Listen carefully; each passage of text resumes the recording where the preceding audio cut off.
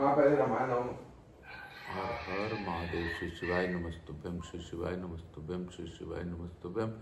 श्री शिवाय नमस्तुभ्यम। श्री शिवाय नमस्तुभ्यम। श्री शिवाय नमस्तुभ्यम। श्री शिवाय नमस्तुभ्यम। श्री शिवाय नमस्तुभ्यम। श्री शिवाय नमस्तुभ्यम।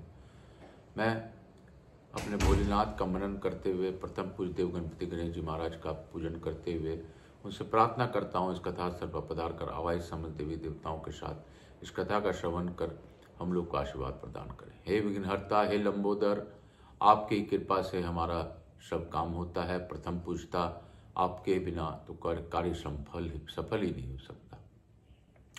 हे गणेश जी महाराज, आप यहाँ रहकर हमारा ऊपर अपनी अखंड कृपा बनाते हुए इस कथा का संचालन करें और सभी देवी देवताओं को आने का मार्ग दें। मैं प्रथम पूज्य देव गणपति महाराज को धन्यवाद देते हुए भोलेनाथ का स्मरण करते हुए मैं यहाँ के स्थान देवता, वास्तु देवता, ग्राम देवता, रामायण क्षेत्र के देवता, समस्त देवी देवताओं का आह्वान करता हूँ। मैं अपने कुलदेवी के सरस्वती माता तथा अपने कुलदेव अपने पितरानी का आह्वान करता हूँ। मैं अपने पूर्वजों को नमन करते हुए अपने श्रोताओं के पूर्वजों का भी आह्वान करता हूँ। मैं स्कंद कुमार स्कंद देव से का भी धन्यवाद देते हुए उनसे अनुरोध करता हूँ इस कथा का संचालन गणेश जी के साथ मिलकर कर इस कथा का श्रवण करवाएं। और मैं अपने इस कथा को आगे की ओर ले जा सकूं इसके लिए आप कृपा बनाएं। मैं सत्यनारायण भगवान को नमन करते हुए, लक्ष्मी जी महारानी को नमन करते हुए आज की कथा प्रारंभ करूंगा। मैं आकाश राजगढ़िया बंसल गोतुत पुनः उमा शंकर नारायण देवी का राजगढ़िया का पुत्र सांवरिया बाबा मेरे गुरु आज्ञा लेकर सांवरिया बाबा से कहूँगा कि गुरुदेव आपकी कृपा है जो मैं यह कथा पढ़ पाता हूँ, नहीं तो सत्य में मेरे पास क्षमता भी नहीं है कि मैं कथा सुन सकूं, सुना सकूं, पढ़ सकूं या पढ़ा सकूं। मैं तो एक आम इंसान हूँ।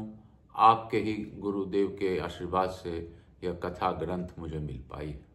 काल हर दुख हर दारिद्र कष्ट हर हर महादेव। हम लोगों ने कल पढ़ा था, कल स्कंद पुराण के बहुत ही अद्भुत बात का हम लोगों ने जाना था कि केदार क्षेत्र में बाबा का निवास किस प्रकार है।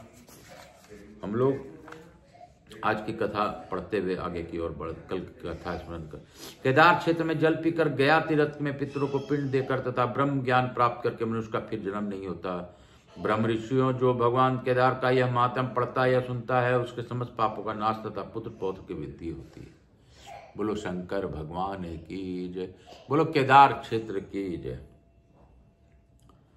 सूर्य जी कहते हैं ब्रह्म ऋषियों प्राचीन काल की बात है। चमत्कारपुर में कोई शुद्धक नाम वाला धोबी रहता था। वह कपड़े धोने तथा रंगने के कला में विशेष निपुण था। नगर के प्रधान जो ब्राह्मण थे उनके कपड़े वहीं धोता था। एक समय भूल से शुद्धक ने ब्राह्मणों के कपड़ों को नील के रंग में भरे हुए पात्र में डाल दिया।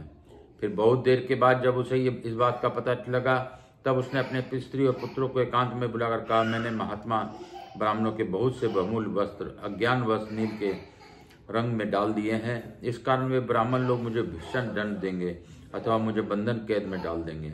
इसलिए हम सब लोग अन्यत्र भाग चलें।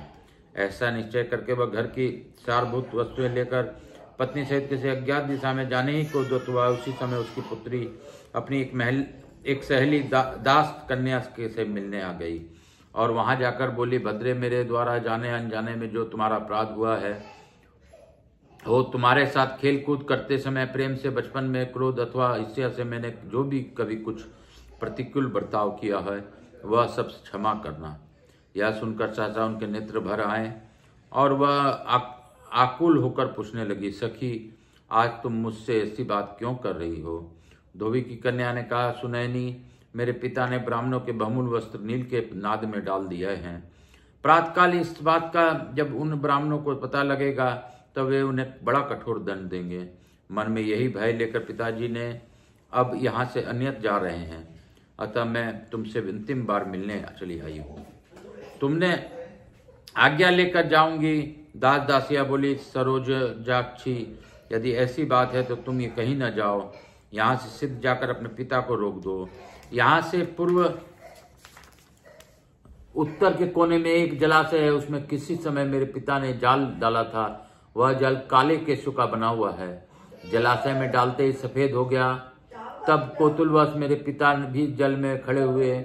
उनका शरीर काले रंग का था, जो उसी समय सफेद हो गया। केवल शरीर ही नहीं, उनके काले बाल भी सफेद हो गए। तब से वहां कोई नहीं जाता है, अतः उसी में तुम अपने कपड़े धुलवाओ, इससे सब काले कपड़े सफेद हो जाएंगे। उन वस्त्रों को अच्छी तरह शुद्धि हो जाएगी। तदंतर वह रजक कन्या सिद्ध अपने पिता के समीप गई और इस प्रकार बोले, पिताजी, मेरे सखी ने बताया है इधर समीप ही कोई जलाशय है, उसमें डाली हुई प्रत्येक काली वस्तु सफेद हो जाती है, तो आप प्रातःकाल जलाशय में आ जाकर अपने कपड़े धोइए, वे सब निश्चय ही सफेद हो जाएंगे।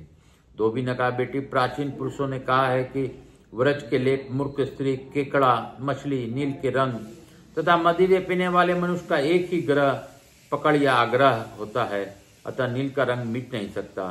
कन्या बोली, एक बार सब वस्तुओं को लेकर चलिए तो सही, जब ये शुद्ध होंगे, काले से सफेद हो जाएंगे, तभी हम घर को लौटेंगे, अन्यथा दूसरी दिशा को चले देंगे। कन्या का यह वचन सुनकर उसके भाई बंधुओं तथा सेवकों ने एक स्वर से कहा, ठीक है, ठीक है। फिर सब लोग रात में ही जलाशय के पास गए। दास कन्या सबके आगे होकर राह दिखाती जा रही थी। वह जलाशय नाना प्रकार के फैले हुई लताओं से छिपा हुआ था। मल्ला की पुत्री ने उसे दिखाया। तब धोबी ने जल में घुसकर उन वस्त्रों को धोया। धोते ही वे सभी काले वस्त्र तत्क्षण स्फटिक मणि के समान स्वच्छ एवं श्वेत हो गए। इससे प्रसन्न होकर धोबी ने अपनी कन्या तथा मल्ला की पुत्री की साधुवाद देते हुए आदरपूर्वक कहा, अब हम ये सब वस्त्र उन श्रेष्ठ ब्राह्मणों को समर्पित कर सकते हैं। तदंतर घर जाकर धोबी ने बड़े हर्ष के साथ सभी वस्त्र ब्राह्मणों को दिए। ब्राह्मणों ने वस्त्र के साथ ही धोबी के शरीर और केशों को भी श्वेत हुआ देखकर पूछा, यह क्या अद्भुत बात दिखाई देती है। तब धोबी ने सब हाल कह सुनाया। सुनकर ब्राह्मण लोग भी उत्साहपूर्वक वहां गए। उन्होंने परीक्षा के लिए बहुत सी काली वस्तुएं डाली, पर वे सभी श्वेत रूप से परिवर्तित हो गए। तब तरुण धर्मात्मा पुरुषों ने भी उस जलाशय में स्नान किया। स्नान करते हुए सब श्वेत वर्ण के तथा तेज और वीर से संपन्न हो गए। हाँ, उनके केश भी सफेद हुए बिना न रह सके। वहां स्नान करने के प्रभाव से सब लोग परम गति को प्राप्त होने लगे। तब इंद्र ने उस मोक्षदायक शुक्ल तीर्थ को देखकर उसे धूल से पटवा दिया। आज भी वहां जो तृण आदि उत्पन्न होते हैं, वे शुक्ल तीर्थ के प्रभाव से श्वेत होते हैं। जो मनुष्य वहां उत्पन्न हुए के कुशों से श्राद्ध करता है, वह समस्त पितरों को तार देता है। जो मानव शुक्ल तीर्थ की